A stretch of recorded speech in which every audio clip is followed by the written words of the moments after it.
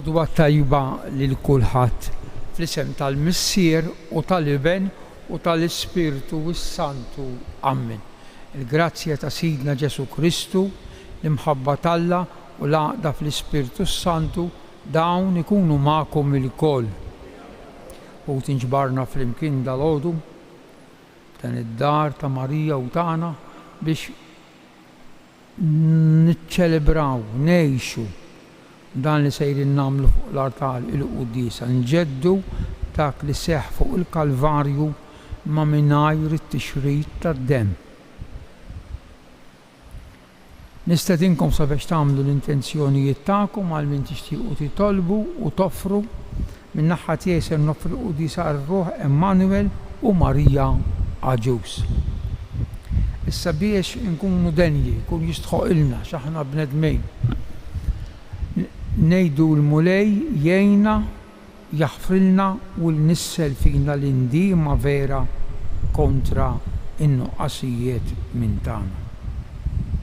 Illum il-Knisja 20 ta' Settembru tagħmel tifkira ta' grupp flimkien jiġifieri ta' martri tal-Korea li jgħixu fis-sena 1800 u xi ħaġa fuq it-tletinijiet milhomx.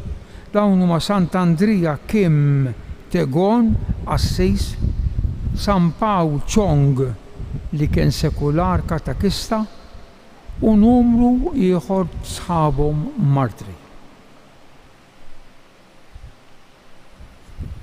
Jint li minħabba fina sirt obbedjenti sal-mewt u l-mewt ħarxa tas-salib mulej ħnina. Jint li minn fuq is-salib ħfirt il-ħallel nidem aħfer lilna wkoll Kristu ħnina. Jint li minn fuq is-salib tajtna lill-ommok u din saret l-om minn tagħna mulej ħnina. Ħenna għalina Alla li jista' kollox, jaħfrilna b'nubietna u jwassalna għal ħajja ta' dejjem.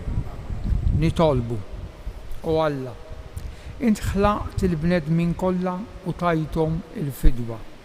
B'mod tal-għaġeb sejjaħ tal-fidi Kattolika lil poplu li għażilt għalik fil-Korea u wassalt il-qaddisi martri Andrija, Pawlu u sħabhom għall-istqarrija tal-fidi. Atina li bl-eżempju u t-talb tagħhom aħna wkoll iseħħilna nibqgħu saħħ sal-mewt fil-ħarsien tal-kmandamenti. Bibnek Ġesu Kristu Sidna li huwa Alla u miegħek jgħix u saltan flimkien mal-Ispirtu Santu għal dejjem ta' dejjem.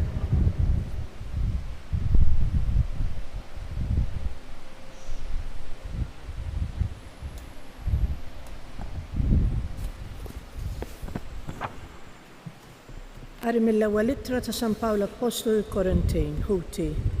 Jekk Kristu hu mxandar li qam mill-imwiet, kif jgħidu xi wħud minnkom li ma hemmx qawmien tal-mejtin? Jekk ma hemmx qawmien tal-mejtin, anqas Kristu ma qam mill-imwiet. Imma jekk Kristu ma qamx mill-imwiet, firħa hi l-predikazzjoni tagħna u firħa wkoll il-fidi tagħkom. U aħna noħorġu wkoll tax-xhieda foloz ta' Alla, għaliex inkunu tajna xhieda kontra Alla li huwa qajjem lil Kristu mill-imwiet, fil-waqt li ma jkunx qajmu xejn jekk hu tassew li l-mejtejn ma jqumux. Għax jekk il-mejtejn ma jqumux, anqas Kristu ma kien imqajjem, u jekk Kristu ma kienx imqajjem, firħa il-fidi tagħkom u intom għadkom fid-dnubietkom u mitlufa wkoll huma dawk li raqdu fi Kristu. Jekk għandna tama fi Kristu għal din il-ħajja biss, aħna l-aktar nies imsejkna fost kemm huma l-bnedmin. Imma Kristu kien imqajjem tassew mill-imwiet l-ewwel frott fost dawk li raqdu. Il-kelma tal-mulej. Nitennew mulej bid-dera tiegħek. Nitennew mulej bid-dera tiegħek. Isma' mulej il-kawża ġusta tiegħi, il-qalajta tiegħi, għati widen għat-talb tiegħi bla huma xuftejja. Nitennew mulej bid-dera tiegħek. insejjaħlek għax int tweġibni u Alla. Ressaq widintek lejja, isma' kliemi, uri t-tieba tiegħek tal-għaġeb. Int li teħles mill-dewwa lil min jittama fil-leminija tiegħek. Nitennew mulej bid-dera tiegħek. Bħal ħabba tal-għajn ħarisni, għaddel ta' ġwenħajk kenninni, imma jien fil-ħaqqat nara l-wiċċek, meta nqum nitenna bid-dera tiegħek. Nitennew mulej bid-dera tiegħek. Alleluja, alleluja, alleluja. Infaħrek missir sit is-sema u l-art, għax int dawn il-ħwejjeġ tas-saltna u rejthom li ċkejknin. Alleluja, alleluja.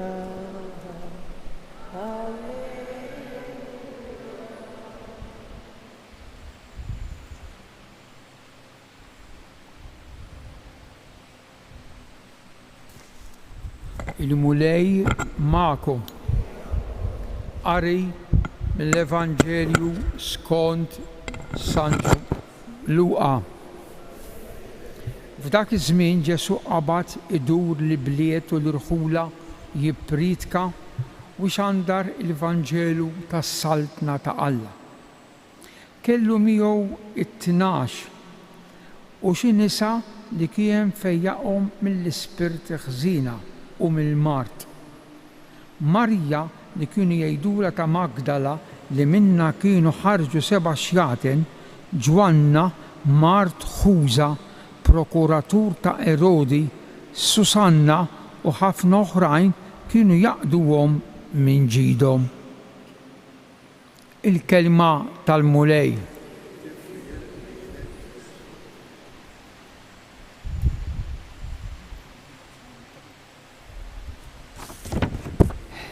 Dal-għodu ħanamel riflessjoni dejjem qasira fuq l-ewwel lezzjoni importanti ħafna. Meta San Pawl fost tagħlim ieħor li għandu f'dejn l-ewwel ittra lil Korintin, dal-għodu jitkellem mill-qawmien. U jargumenta isaħħaħ it-tagħlim tiegħu, l-argument tiegħu, għax kien jgħid xi ħud jgħidu li aħna mmutu xi ġrilna ma nafux, wara l-mewt ma nafux hemm. San Pawl isaħħaħ it-tagħlim tiegħu bil-ġrajja tal-qawmien ta' Ġesu mill-mewt. U jargumentaw jgħidlek, jekk ma hemmx qawmien, anqas Kristu ma qam mill-imwiet. Imbagħad ikompli, u dan huwa argument ħafna qawwi li nużaw ħafna fi żmien il-Għid. Imma jekk Kristu ma qamx mill-imwiet, jekk, dejjem jekk, u xekk. L-qawwa, firħa il-predikazzjoni tagħna u firħa wkoll il-fidi tagħkom. X'jiġifieri hu, x'jiġifieri? Jiġifieri is-siġill meta ngħidu l-marka, il-firma, il-qawwa, ix-xhieda, x'sa ngħid ma nafx iktar. Ta' dak li qegħdin nippritkaw lilkom u ta' dak li qegħdin temmnu fejn qiegħed? Fil-qawmien ta' Ġesu.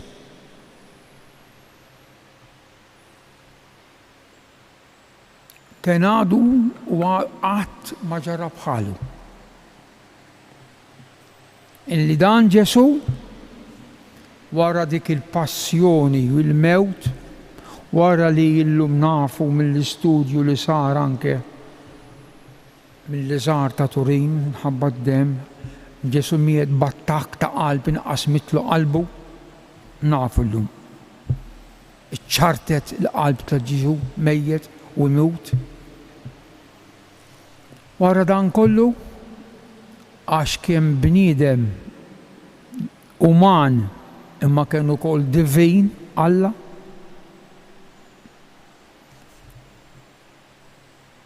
rebaħ ir-xoxta għamel il-modija tiegħu mill-mewt għal-ħajja. Il-mewt, l-ejd, il-kelma ejd ma tfissirx. Hija l-festa tal-modija tal-mulej. Bl-Ingliż iktar preċiż, il-pass over. Mid-dlam għad-dawl. Mill-mewt għal-ħajja. Minn dak il-qabar, issa ħansaħħaħ dal li qegħdin ngħidu bil-Vanġelu ta' San Mattew. San Mattew għandu deskrizzjoni interessanti ħafna, jgħid li l-ħadd filgħodu kif jgħid San Markus u l-oħrajn ta' imma għandu dettall interessanti. Marru xi nisa ħdejn il-qabar biex jidilku l-Ġesu, però kienu imħasbin u inkwetati intom in-nisa għax qalu issa dik il-ġebla kbira ħoxna li għalqet il-qabar. Aħna ma nifilħux min se jneħħijilna biex nkunu nistgħu nidħlu ħdejh u nidilkuh. Għax sa 3 ijiem kienu jemmnu min se jneħħi. Preokkupazzjoni di ma nifilħux aħna nħarku ġebla bħal dejk. Waqt li kienu hemmhekk imħasbin, jinżel anġlu mis-sema jgħid dejjem San Mattew u kellimhom jgħidilhom intom mhux qegħdin tfittxu il-ħajjin qalb il-mejtin. Mhux hawn. Il-qabar għaw il-punt tiegħi issa, ifhmuh. Il-qabar għadu magħluq. Il-blat għadha tagħlaq id-daħla il-blaq tal-qabar, il-fom tal-qabar. U m'għadux hemm. Għaliex? Ekku, għax il-ġisem ta' Ġesu wara l-qawmien sar ġisem ngħidulu glorjus. Ma juħu spazju, ara intom tieħdu l-spazju fuq il-bankijiet, wieħed toħson jew ħafna spazju minn ieħor. Wieħed spazju imma l-ġisem ta' Ġesu glorjus jippurtaħax il-blata għadha magħluqa. Għadda. U għandna ħafna eżempji bħal dawn fil-ħadd fil-għaxija l-apostli magħluqin imwerwrejn bil-bibem magħluqa u jidher f'nofshom il-paċi magħkom. Għaliex? Ġisem glorju il-qawmien ħut il-eżiż. U għalhekk il-Knisja fil-erf tagħha fil-liturġija tagħha dejjem tippreżentalna il-qawmien ta' Ġesu bħala l-akbar, l-aqwa, l-ogħla tifkira u festa li għandha fis-sena tal-liturġija. Kollox idur mal-qawmien. Għalhekk San Pawl. Kieku Kristu ma qamx, kieku. Imma qed jargumenta. Kieku aħna il-predikazzjoni tagħna duħħan ma tiswa xejn. Madwar 3 ġimgħat ilu kont Franza, Pariġi, ma' grupp tal-mużew. U morna naraw il-qabar ta' Napoleon f'binja Le Miserable. All-right, morta tgħid hawnhekk kien hawn Napoleon, jew hawn Napoleon ftit irħam u daqshekk. Ma din esperjenza tiegħi issa ta' meta tidħol mhux darba tiegħi draba ma nafx kemm il-darba tidħol ħdejn il-qabar ta' Ġesu. L-ewwel ħaġa li tagħmel taf x'tagħmel tinżel arku b'tejk mingħajr ma trid. U t-tieni ħaġa taf x'inhi tbowż dik l-irħama li taħta kien hemm il-ġisem ta' Ġesu. Qed ngħidulkom esperjenza kbira tiegħi. Ma nafx kemm il-darba mort niżek ħajmu lej. Għax il-qabar glorjuż, it-twemmin tagħna mibni fuq dan il-priedka ta' San Pawl, firħa, duħħan, imma mhux veru għaliex għax irxoxt il-martri tal-lum. Aħna qrajna ittra li wieħed kiteb il-sħaw taqtawx qalbkom u billi jeħdulna l-ġisem aħna għandna l-premju jistennina. Minn fejn din is-saħħa kollha? Mill-qawmien ta' Ġesu. Ejjew għalhekk ħuti, inkomplu t-triq tagħna, il-mixja tagħna, inżommu l-identità tagħna bħala jinsara mingħajr ma nibżgħu. Dejjem qudiemna għandna l-Ġesu rebbieħ, il-Ġesu glorjuż, il-Ġesu li rridu nidhru qudiemu għal ġudizzju. U hu jagħtina l-premju tat-twemmin fil-qawmen tiegħu mill-imwiet.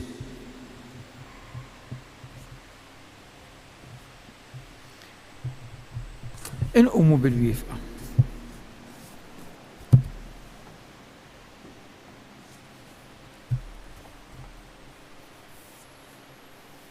Ħuti jeżis, il-qawmin ta' Ġesu huwa s-sinjal minn tagħna.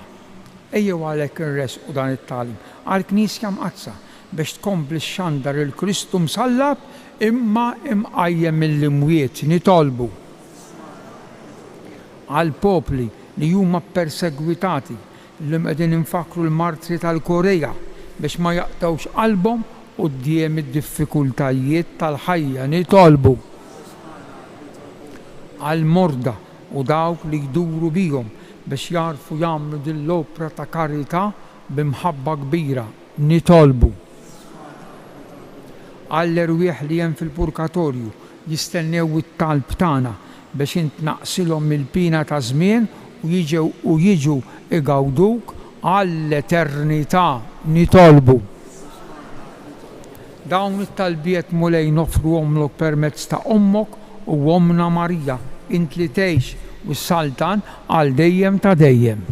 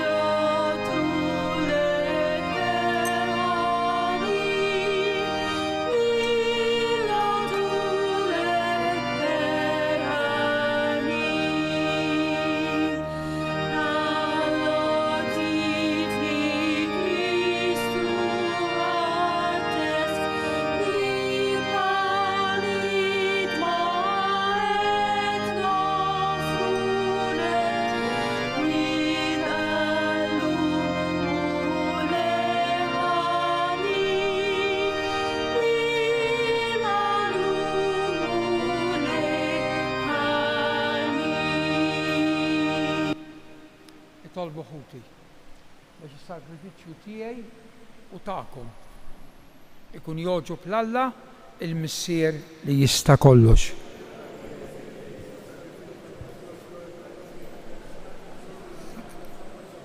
U Alla li tista' kollox, ħares bil-ħnina lejn l-offerta tal-poplu tiegħek u bl-interċessjoni tal-qaddisejn martri tal-Korea għatina li aħna stess inkunu sakrifiċċju li jogħġob lilek bi Kristu Sidna. Il-mulej magħkom nerfaw lubna l-fuq nitsu ħajr il-mulej Alla tagħna. Sewwa xieraq tassew mulej Misser Qaddis Alla ta' dejjem li tista' kollox, tajjeb u taġi tas-salvazzjoni tagħna li dejjem u kullimkien inroddulek ħaj. Għaliex il-martri tal-Korea ħadu l-martirju għall-istqarrija ta' ismek biex bħal Kristu b'demmhom jagħtu xhieda tal-imejjel tiegħek tal-għaġeb meta jtur il-qawwa tiegħek fl-aqwa tagħha, sewwa sew fejn hemm id-dgħajjef u ssaħħaħ il-min nieqes mill-ħila biex ikun jista' jixhet għalik bi Kristu Sidna. Għalhekk flimkien mal-qawwiet tas-sema nfaħruk u ntennulek bla qeda qaddis. Mulej Alla tal-eżerċiti. Osanna. Imbirek minn ġej.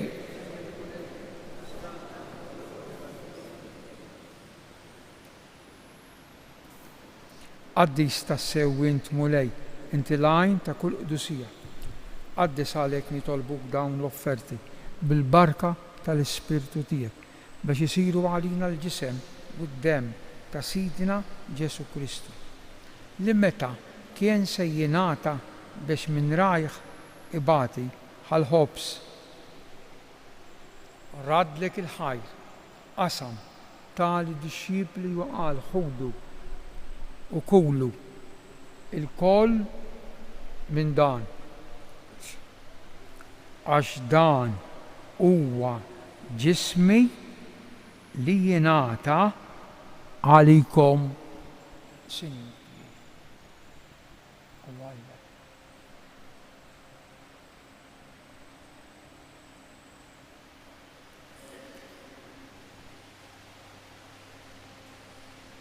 Ekku kol wara li klaħal kalċi, reġa radd il-ħajr tali dixxipli juqal ħudu u xorbu minnu il-kol.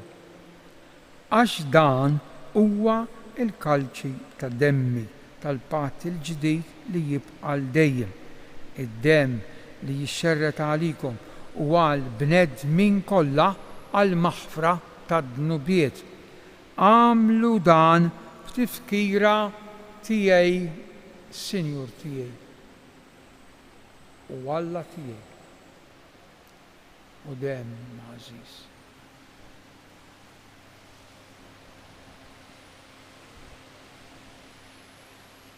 Dan hu il-misteru tal-fidi inħabbru.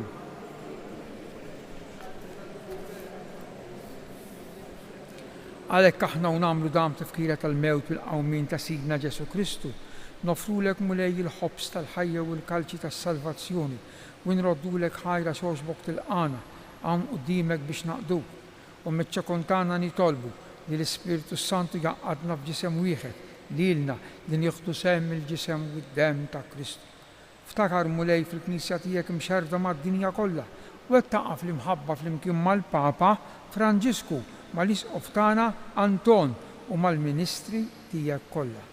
Ftakar ukoll fħutna li raqdu bit-tama tal-qawmien. Ftakar fil-qadrija tiegħek Immanuel u Marija Għaġus.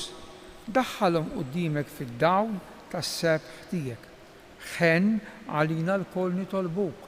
Għati lilna wkoll il-wirt tal-ħajja ta' dejjem flimkien mal-Verġni Mqazzam Malla Marija, ir-raġel tagħha San Ġusepp, l-Apostli, il-qaddisin kollha u l-qaddisin tal-Korea li jgħixu fil-ħbiberija tiegħek sa mill-bidu tad-dinja għamel li magħhom infaħruk u nsebħuk b'Ġesu Kristu ibnek. Bi Kristu, ma' Kristu u fi Kristu jingħata lilek Alla missier li tista' kollox flimkien mal-Ispirtu Santu kull ġieħ u glorja għal dejjem ta' dejjem. Ejjew inkomplu nitolbu kif għallimna u ridna nagħmlu li benta Alla għas-salvazzjoni tagħna flimkien. Missierna jitqaddes ismek, tiġi saltnatek.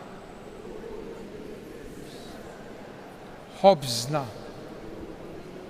aħfrinna bħalma naħfru.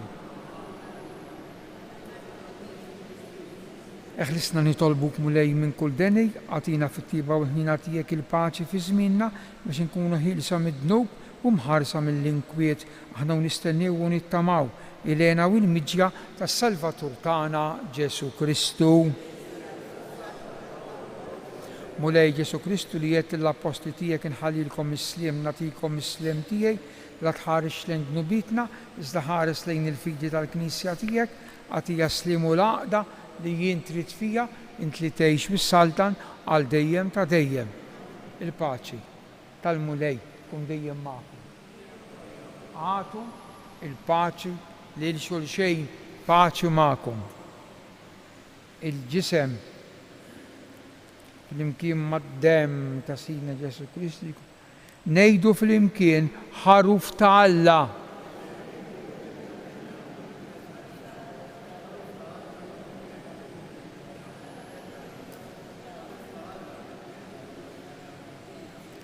Dan hu l-ħaruf tal-Alla. Dan hu li jneħħi d-dnub tad-dinja. Jien aħna dalgħodu mistiedna għal din l-ikla ta' dan il-ħaruf. Mulej.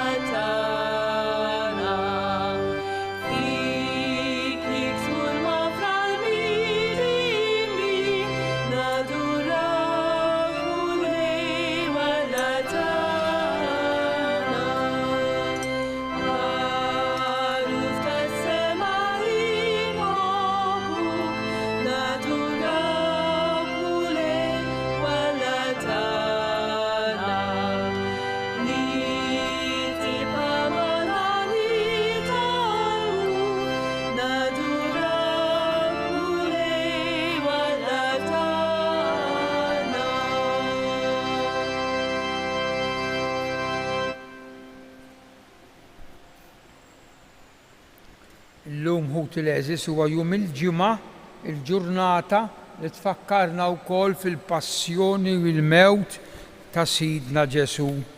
Għalhekk ngħidu flimkien nadurawk o Ġesu u imberkuk. Grazzi, Sinjur Alla. Nitolbu. Issa li ħadna l-ikel tal-qalbina aħna niċċelebraw it-tifkira tal-qaddisin martri tal-Korea. Fiċ-ċokontana nitolbuk mulej biex frabta sħiħa ma' Kristu inħabirku fil-Knisja għal fidwa ta' kulħadd bi Kristu Sidna. Il-mulej ma'kom. Iberikkom Alla li jista' kollox il-Missier u l-Iben u l-Ispirtu is-Santu. Amen. Morru fil-paċi ta' Kristu.